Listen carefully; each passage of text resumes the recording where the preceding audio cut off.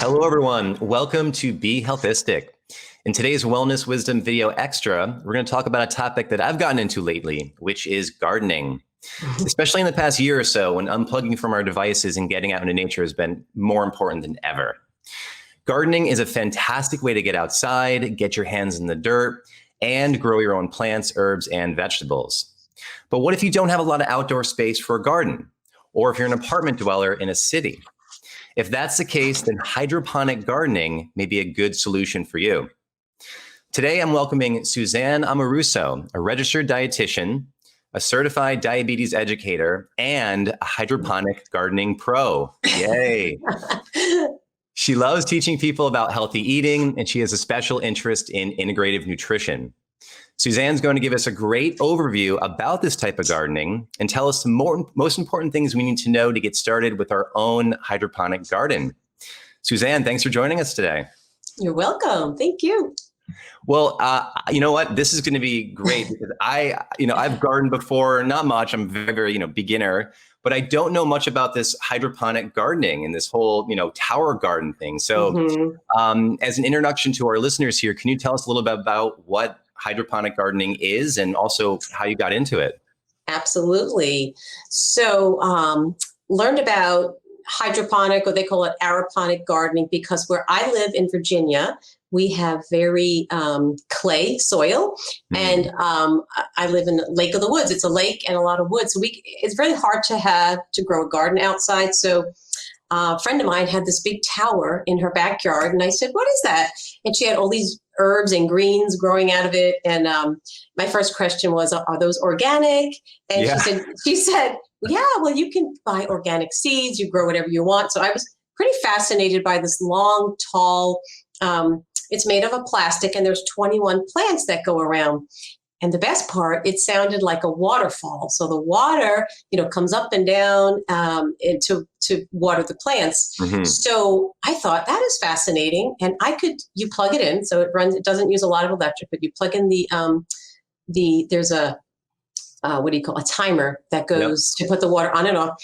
And so I learned about it through my friend, and I went to a conference. I'm trying to remember if it was Orlando or Texas, a nutraceutical conference where I actually heard Dr. David Katz speak, and the founder of the Tower Garden is Tim Blank, and you can Google him and how it was created and all that, and saw the Tower Gardens at this conference. And I talked to a New York City expert named Stephen Ritz. He has started the Tower Gardens all over New York City. I don't know if you ever heard of him. And he helps the children. They go into the school system and teach children how to garden by this hydroponic. So as I saw the first Tower Garden, and I purchased my own and started learning more, and was just so thrilled to grow basil and arugula, and you buy the organic seedlings. I was just sharing it with lots of people, but when I saw them in rooftops and restaurants, they use a lot, New York City rooftops, and the airports use them. Chicago O'Hare, they have them, and they use them. Very easy, simple way to grow a lot of volume. So you could grow 21 different, plants, herbs. You can grow certain fruits that aren't too heavy, and very sustainable. So to use that in, restaurants and the airport. So I thought, wow, that is just for me, because I like to garden, but where I live, we just couldn't do it with the soil. So it grows. It just uses water and a timer. So there's no soil involved. No soil. It's I brought a picture. I don't know if you could see this, probably, like what it looks like, right? It's beautiful looking. Right? So, and the bottom is 20 gallons of water, and like the timer is set, and it just sounds beautiful. So we use it for stress management, stress relaxation, as well as, healthy gardening. So you can grow a lot in a small space. So that's kind of the theme about it. You save water, and you can grow a lot of volume indoors and out. and Well, they so have, I was going to ask you that. I mean, if for those people that don't have an outside deck or a patio, yeah. if they're living in an apartment, you Mhm. can grow this using, I'm assuming, LED lights or something like That's that. right. That's right. They have grow lights, and they have two new tower gardens. One is called the Flex, and the home version, it's a little Mhm. smaller. Same concept. You have the 20, no, actually the reservoir would be 10 or 15 gallon, a little smaller. Yeah. So some of my friends in the northern Ohio, not Ohio, yeah, Chicago area and Mhm. Illinois, I was going to say, they grow it in their base. So they'll grow it in the basement, or this sounds weird, but in the garage, but you have the grow lights. So they have Yep. it in the winter. So the Yep. lights keep it, they grow. And then in the summer, like now they take it outside and just take the grow lights off and keep it outside. So it's great. Yeah. Indoors or out. And for those that don't have a green thumb, they've never gardened before. I mean, this is something that anyone listening could get involved in pretty quickly. Absolutely. That is a lot of the YouTube videos. You see people gardening with the tower gardens, and they all say, "I don't have a green thumb, never did, and this was easy, simple."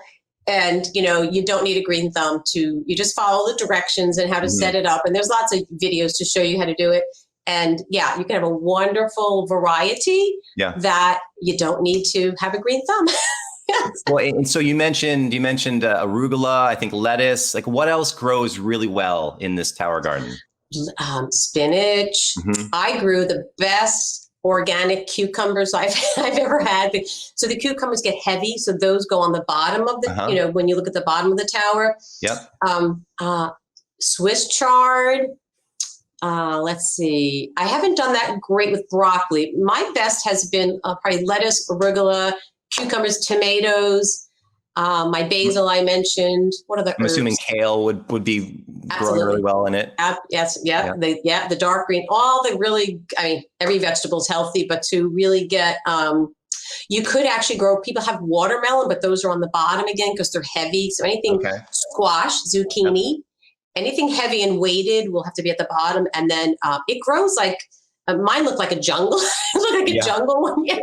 It got so big, and the tomatoes, so I had to get like, they sell these other plastic, like a tomato cage, kind of like a tomato cage, but you put it Hmm. around and everything hangs over. So they can kind of grow big and like out of control, but that means it's doing well. And the only thing you have to do, Drew, is check the water pH. So Okay. there's two solutions that they explain. It's minerals, just minerals, and they go in the bottom in the water. You check it maybe every 2 weeks to make sure the pH is good. But if you see Hmm. your vegetables growing and everything is flourishing, then you know that the water is, fresh and the pH is good. So that's the only thing that's your green thumb. You have to know how to check the pH of the Yeah. water. Yeah, that's very simple. And what about trimming things, or like, is there any sort of like maintenance that's required as these are growing? Trimming, you just trim the lettuce off and eat it. Basically, That's that's it. it. Simple. That's it. Simple. I mean, kids Okay. can do it. If you have young kids like you, and young kids get involved, and people make it a whole family event that Yeah. you're teaching kids. I mean, my thing too, as a dietitian, if you're teaching people, or I'm recommending fruits and vegetables, what a great way to grow your own and encourage kids, to eat more. You cut the lettuce off, you put it in your salad, and there's our salad for dinner. You don't have to go to the store to get your good veggies.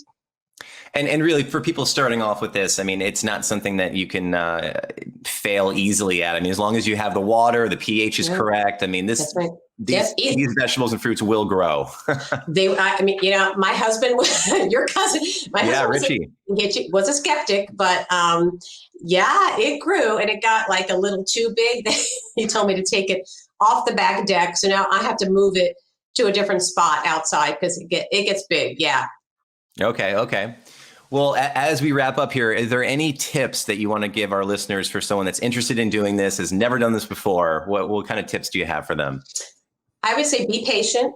Read the directions. There's a booklet it comes with. I don't like to read directions all the time, so I'll put a YouTube video on. You just have to do the steps, how to set it up. Mm-hmm. Let me think. Yeah, there's a lot of little steps. Once it's set up, like it's easy. Really, it's fun. Probably a good tip when you're planting the seedlings. There's like a specific way they give you everything in the kit. You get the rock wool. You can get your own seedlings. I have a good website. It's in Florida. It's called Organics Growing Beyond Organic Seedlings. So I get some good seeds in from Florida.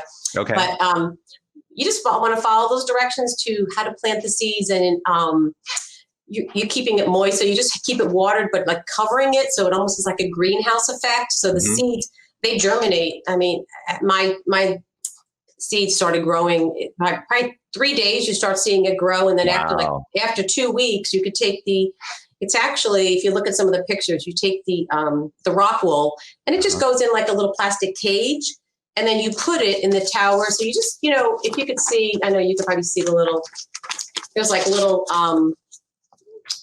it goes in these little compartments. Oh, sure. Yeah, those little compartments. Yeah. And that's where, and then it kind of looks like that after it's in and it grows. So those little compartments go all around.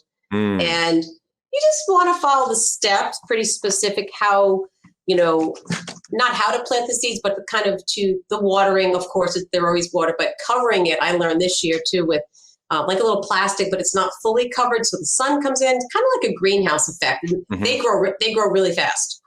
Really fast. Well, this is great because I think we all would like to garden more. We all want to be able to grow our own food more. And this is something that you can have in your home. If you don't have a lot of space outdoors, you can still grow it in your actual house, in your garage, lots of different options here. Yes. So thank you so much for coming on the show and describing what this hydroponic gardening tower is all about, because I think a lot of our listeners are going to be interested in this. You're very welcome. Thank you so much for having me. Thanks for coming on the show. Okay. Thank you.